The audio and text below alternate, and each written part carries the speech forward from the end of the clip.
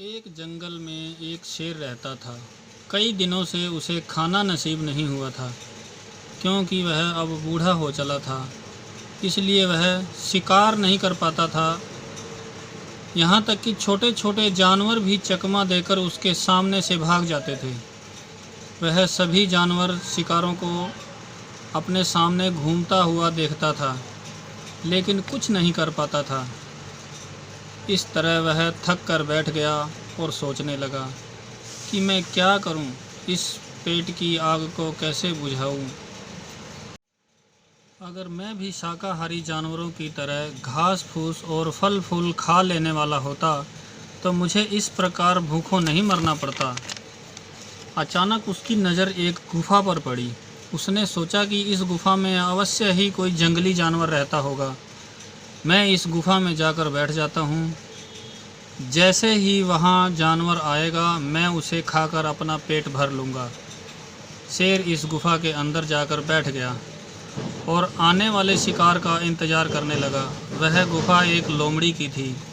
लोमड़ी ने गुफा में जाते शेर के पंजों के निशान देखे तो वह फ़ौरन खतरा भांप गई, परंतु संकट सामने देखकर उसने अपना धैर्य नहीं खोया, बल्कि उसकी बुद्धि ने तेजी से काम किया और शत्रु से बचने का उपाय सोच लिया।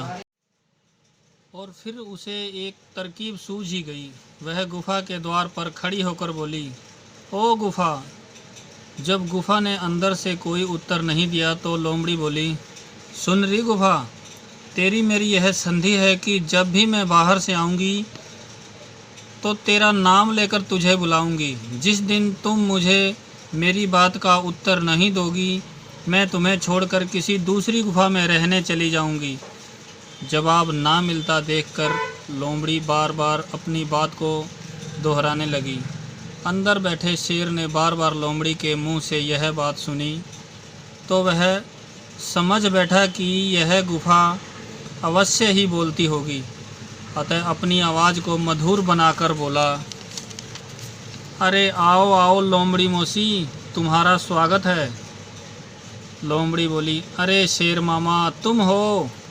बुढ़ापे में तुम्हारी बुद्धि इतनी भी सोच नहीं पा रही कि गुफाएं कभी नहीं बोलती।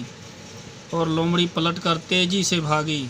शेर लोमड़ी को पकड़ने के लिए गुफा से बाहर आता, तब तक वह चालाक लोमड़ी 9-2-11 हो चुकी थी।